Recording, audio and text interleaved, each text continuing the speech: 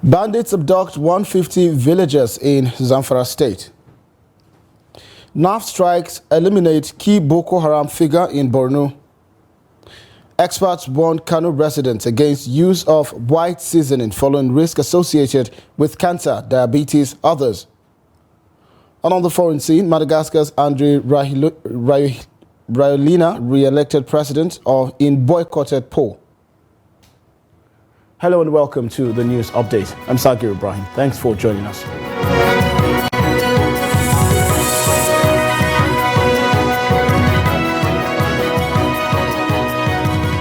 Thanks for joining us once again. Suspected armed bandits on Friday abducted 150 persons, mostly women and children, in Maru local government area of Zamfara state. The bandits also killed 9 persons during the operation that lasted 4 hours, according to a resident. This is coming barely a week after bandits abducted 17 persons in Ruandorawa village of the same local government. The armed bandits, it was learned, attacked Mutunji, Kwanarduse, Sabon Garim Mahuta and Ungwarkao villages during the operation. A resident of Butunji, one of the villages attacked, who craved anonymity, said the terrorists stormed the affected villages around 9 p.m. on Friday and carried out the operation in all 4 villages simultaneously. Another resident, who also craved anonymity, said the bandits, who are suspected to be from the same gang, divided themselves into 4, with each group attacking one village. The residents therefore appealed to the state and federal government to come to their aid by providing adequate security personnel that will protect them and their properties. Earlier, we spoke to Media Trust Northwest Regional Editor Ishawa Adamu, who gave us an update on the attack. The residents were left in serious panic, and from the little information we are having, is that the genesis of the attack obviously is related to the levy put in place or put place on the residents by the bandits. You know, previously in our previous updates, we have said it that the bandits have placed a levy of 200 million on the Tunji and the environs villages. So they started paying the ransom, but unfortunately some villages around did not respond to the request. So this is what provoked the bandits to come in the early, around 9 o'clock yesterday to attack the villages. Of course, they have scared the people, unlike the Uluwan attack, where they did it quietly and silently. This time around, they fire several gunshots into the air, which scared the residents. So that what led to the abduction of mostly women and children during the operations. Like in Sabon Garim Mahuta, they abducted about 32 people, mostly women and children, because they could not run away from the village. But the able people have run into the bush for their lives. So this is the genesis. And maybe now, the second factor that maybe we can say contributed is the lack of presence of security personnel. The residents are complaining bitterly that they don't have security personnel in their localities, which is a serious danger because they are prone to the attack by bandits and whatever group. So this is the situation for now. For now, nobody knows where the victims were taken to, because I have said in our previous updates that these villages shares border with thick forest that link Maru and other local governments down to Kaduna and Kebbi states. Still on security, rampaging bandits on Friday evening killed 11 people in Yantu and Usa local government communities of Taraba state. The bandits, according to locals, attacked and killed 9 people in Rubur Ribasi, Niwu and also rural communities of Yangtu Special Development Area around 6 p.m. Yakubu Tinya, who narrowly escaped the attack, said the attackers also killed 1 person at Tukwok community along Takum Manya Road. The chairman of Usa Local Government Council, Peter Shamun, who confirmed the attack on Saturday, also raised the alarm that the bandits have laid siege along Takum Usa Road to kill more people. According to the council chairman, the bandits also attacked Bambo Yashe community in Usa local government and killed one person. The chairman appealed to the federal government and state government to urgently draft a team of joint task force comprising the military, police and the vigilantes to flush out the bandits in the area. Taraba State Police Command, through the PPRO, Usman Abdullahi, when contacted, said the incident was still under investigation. Also, the air component of Operation Hadinkai has killed a top Boko Haram terrorist leader, Abu Assad, and numerous others in airstrikes on their stronghold in Tagoshe and also Mandara Mountains in Borno. Director of Public Relations and Information, Nigerian Air Force, Air Commodore Edward Gapquet, disclosed this in a statement on Saturday in Abuja. Gapquet stated that the air strikes carried out on Friday were one of the most successful by the air component of Operation Hadinkai in recent memory. He said NAF spotted a group of terrorists in a remote place consisting of three zinced huts surrounded by trees. He added that the tape showed the terrorists gathering at the spot for either a well-planned meeting or a large attack on troops. Over 100 heavily armed terrorists were witnessed hurling banters and wandering wildly around the structures, which also housed 4 army carriers, according to him. Also, troops of Sector 3 of the Multinational Joint Task Force, MNJTF, say they have neutralized 4 Boko Haram terrorists at Malam Fatori in the northern part of Borno State. The Chief Military Public Information Officer of MNJTF, Lieutenant Colonel Abubakar Abdullahi, who disclosed this in a statement released in Maiduguri on Friday, said the terrorists were neutralized in Walo, Gashirga and also the Kudaguru villages. Abdullahi said troops advanced to Gashigar to clear remnants of Boko Haram terrorists. 2 terrorists were also encountered and neutralized at Walo Walada. He explained that the operation resulted in the recovery of 2 AK-47 rifles, 3 magazines and 29 rounds of 7.62mm special ammunition. Now, there is heavy security presence across the Kano metropolis this Saturday owing to the planned rally and protest by the All Progressives Congress and supporters of the new Nigeria People's Party, the NNPP, in the state. Reports say the 2 political parties and their supporters have, however, shelved their agenda as no one could be sighted on the streets for the exercise. Supporters of the APC and those of the NNPP had set Saturday for a mega rally and protest following the judgment of the appeal court, which sacked Governor Abba Kabir Yusuf and declared the candidate of the APC, Nasir Yusuf Gawuna, as winner of the March 18 governorship election in the state. The Director General of the Gawuna Garo campaign organization, Rabiu Suleiman Bichi, who led other stakeholders consisting of members of the Kano State House of Assembly, former commissioners, ex-special advisors and other stalwarts of the APC in the state, said while the NNPP would be staging a mass protest in Kano on Saturday, the APC would organize a mass rally on the same day. Although the leadership of the NNPP in the state had earlier denied plans of any protest, according to the state chairman, Hashim Suleiman Dungrawa, it appears some group of supporters stood by it. The police command in Kano had also warned of any attempt by any person or group of persons to stage any public procession, protest or rally and advised all parties to sheathe their swords. It was observed that while there are security operatives stationed around strategic locations in the state, especially the metropolis, others are roving around major streets. Also, the Kogi State Election Petition Tribunal sitting in Lokoja has granted Murtala Jaka of the Social Democratic Party SDP access to materials and all documents used in the conduct of the November 11 gubernatorial election in the state. The presiding tribunal judge, Justice Yusuf Ado Birnin-Kudu, handed out the order on Saturday compelling the Independent National Electoral Commission, INEC, to comply within 24 hours. The order followed an application filed by the counsel to the plaintiff, S.E. Arua SAN, expressing his inability to access documents, mainly 42 items used in the conduct of the election, to proceed with his case. According to Arua, all efforts to access such documents at INEC offices in Abuja and Lokoja had proved abortive, hence the need for an order of the tribunal to proceed with the case. In his preliminary ruling, the presiding tribunal judge, Justice Yusuf Adobirnin Kudu, said the application is meritorious in accordance with the Constitution of the Federal Republic of Nigeria 1999 as amended and the Electoral Law 2023 as amended.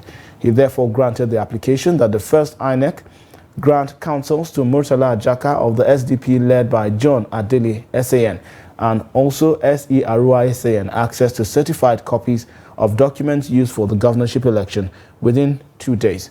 Equally, the chairman of the tribunal granted the prayers of John Adele SAN to compel INEC to also grant access to bimodal voter accreditation system and other electronic materials used within 48 hours. Away from that, President Bola Tinubu has advised governors elected on the platform of the governing All Progressives Congress, APC, to always put the interest of the people first and work for the good of their states. Speaking when he received the governor of Kogi State, Yaya Bello, the returning governor of Imo State, Hope Uzodinma, and the governor-elect of Kogi State, Ahmed Usman Ododo, in Abuja on Friday, the president expressed satisfaction with the outcome of the elections, which he described as free, fair and peaceful. The national chairman of the APC, Abdullahi Ganduje, who led the governors-elect and APC stalwarts to meet President Tinubu, said the party's candidates conducted themselves with integrity as directed by the president during the elections, adding that the party had conceded defeat to the opposition in Bayelsa State. On behalf of the candidates who contested the election, the Imo State Governor, Hope Uzodinma, thanked the president for providing strong and purposeful leadership at the center, which enabled and energized their campaigns. Fear and, remove from life and death activity. We will work together. We join hands with you at subnational level to make sure that the glory of this country is shining and surging of the country reflect the evil that is on our coat of arms, the strength of the nation. Thank you very much. God bless you. The need to increase the public awareness on the adverse effect of violence against women in order to reduce impact on their health has again been emphasized. This came to the fore as stakeholders gathered to mark the 2023 International Day for the Elimination of Violence Against Women in Abuja. Trust TV's Noor Samson reports.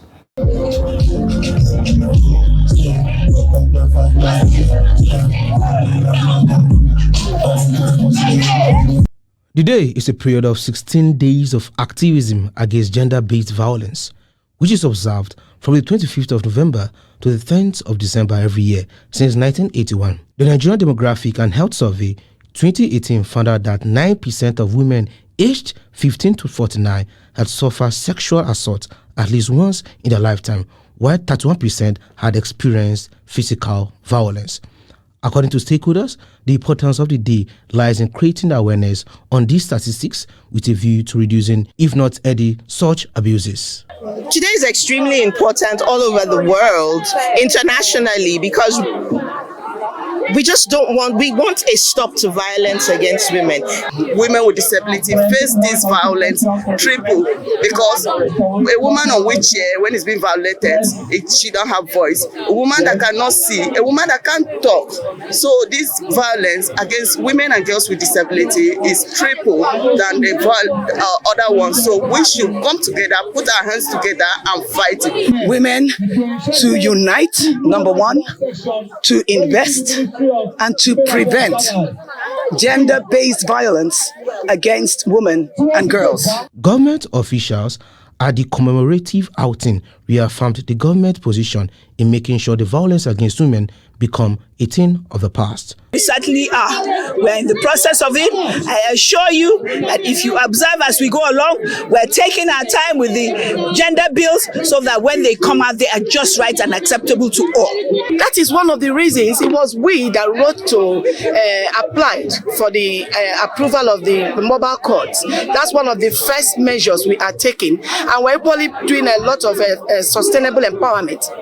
After the empowerment, then we look at sensitization, and we're going to do the sensitization in the language they understand, like town criers in places that are not very exposed, and radio and televisions in some areas. Then after that is done, we get the whistleblowers to alert us if anything is going on.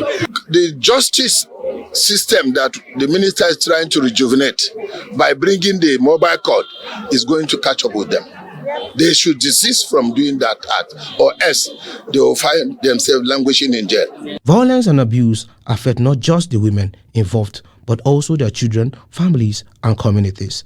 These effects include harm to an individual's health, possible long-term harm to children, and harm to communities, such as lost work and homelessness. Hence, the need to put an end to them. Noel Samson, Trust TV News, Abuja. You're watching the news update on Trust TV. Coming up shortly. Find out how Katsina residents are making a fortune from selling tasty fried grasshoppers. This and more after the break. Stay with us. Human beings know what is right. If they don't want to do what is right, they will give you 1,001 reasons why they are doing the wrong things. They see themselves as conquerors, and other people have been conquered.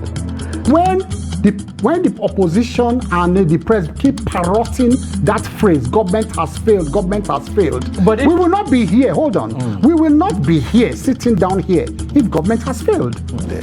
There has been almost a total collapse of the security outfit, and the terrorists are taking advantage of this.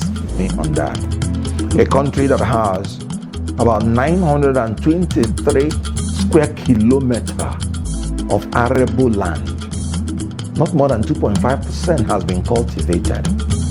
Of course, you, the Nigerian citizen, will also have your say via our phone-in numbers on your screen. The issue of appointment in Nigeria has become more political than doing the right thing for the country.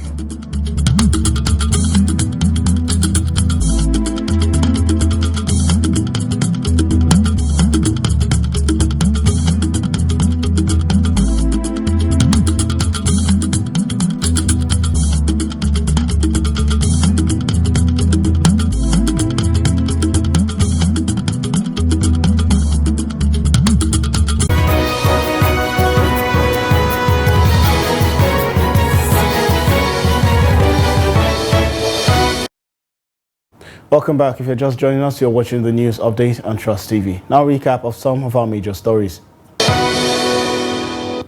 Bandits abduct 150 villagers in Zamfara State. Also, NAF strikes eliminate key Boko Haram figure in Borno. To more news now, residents in Kano often use MSG, a white seasoning otherwise known as monosodium glutamate, in order to improve the taste or aroma of their food. According to experts, the use of the white seasoning can be associated with many diseases such as cancer, diabetes, among others. Trust TV's correspondent Idris Jibrin takes a look at the white seasoning, also known as MSG, and why people use it to cook in Kano. White seasoning is in different forms to prepare family meals and even in restaurants. But while some residents use seasoning to improve the taste of their meals, experts warn that consistent use of this kind of seasoning can increase blood pressure and may result in different kinds of illness. Too much consumption of white seasoning, or known as monosodium glutamate, may have health effects with what we call cancer agents, substances that are responsible for destroying the normal cell to change it into abnormal cell, which we call cancer. Because of those sodium and glutamate, our body does not have the capability to metabolize it properly. According to residents, white seasoning brings more taste than other seasonings, and it helps them maintain the taste of their food, which in return allows people to eat more food. Others, however, say they do not use white seasoning because of its taste. Most people that use it is, let me just say, like people here in Kano, the citizens of this Kano, most of them use white Maggi because they said it's sweet. I mean, why I cannot use it is because the sweetness of it is much. Yes. So I would prefer other seasoning than white Maggi. Though some of the seasoning, almost all the seasoning, they also have the white Maggi, but the content is not as much as the raw white one. Because it gives the food taste. But I know of people that don't use it.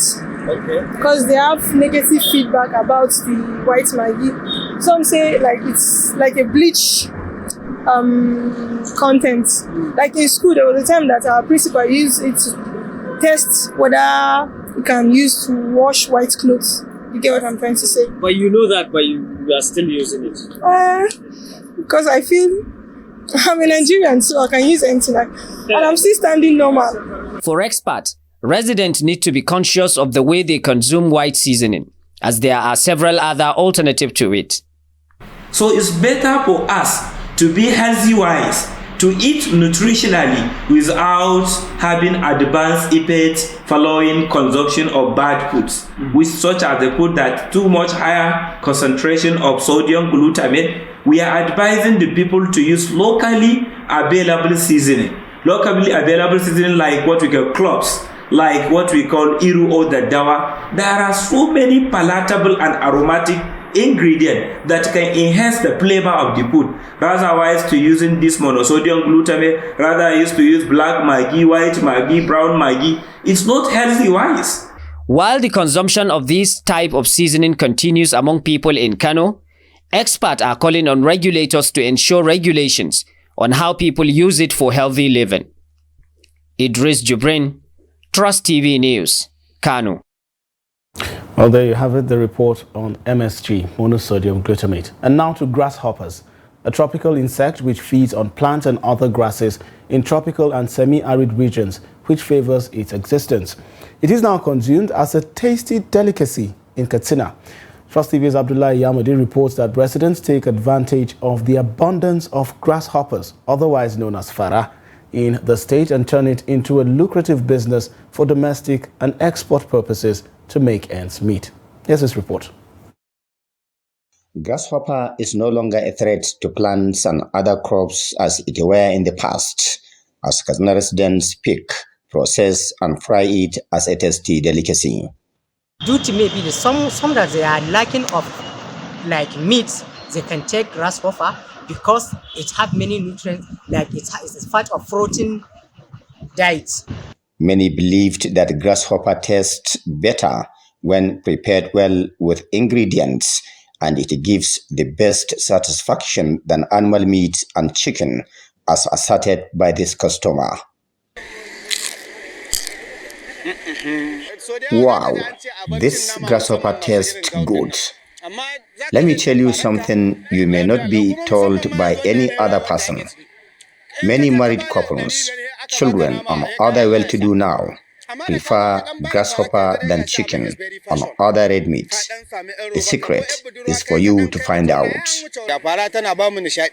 There are over 1 million youth within the value chain of grasshopper business, from the supply to the processing and to those selling the end products in the Asian city of Katsina, making millions of naira on daily basis.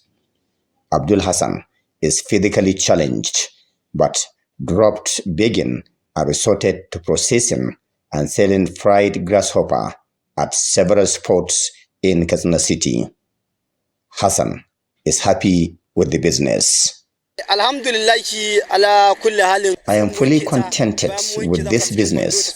From it, I bought houses, plots, got married, pay my children's school fees, and above all, I'm now an employer of labor.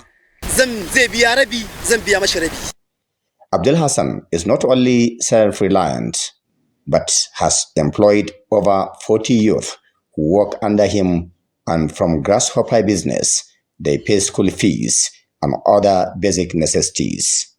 These grasshoppers are not only consumed in Katsina, but other places like Kano, Kaduna, Abuja, Lagos, and other cities in Nigeria. Beyond that, thousands of bags of grasshoppers delivered to Katsina from Niger Republic and nearby bushes around Katsina are processed for export to England, America, Saudi Arabia, and other African countries such as Cameroon, Ghana, and Central Africa Republic. On my own part, I have over 17 people working under me, and we sell from 50, 100, 200, 500, 1,000, up to 20, 50,000 naira grasshoppers. In fact, I have some merchants who buy and send it to their customers in Europe, Saudi Arabia, Ghana, Cote d'Ivoire, USA, and others. As the business is booming by the day, stakeholders mentioned high cost of vegetable oil and other ingredients as their major constraints, calling on the government to assist them, at least with empowerment. Abdullahi Izuma Yamadi, Trust Television News, Katana. And away from Nigeria, Madagascar President Andry Rajoelina has won re-election in the first round of a ballot boycotted by nearly all opposition candidates in the Indian Ocean island nation, the Election Commission said on Saturday. Rajoelina won 58.95% of the votes cast in the November 16 presidential election, according to the results presented by the poll body, which need to be validated by the Constitutional Court. And with that, we've come to the end of the news update at this hour. Do well to follow us across all of our social platforms and also watch us on our YouTube live stream for more content, documentaries, and news. I'm Sagir Ibrahim. Thanks for watching.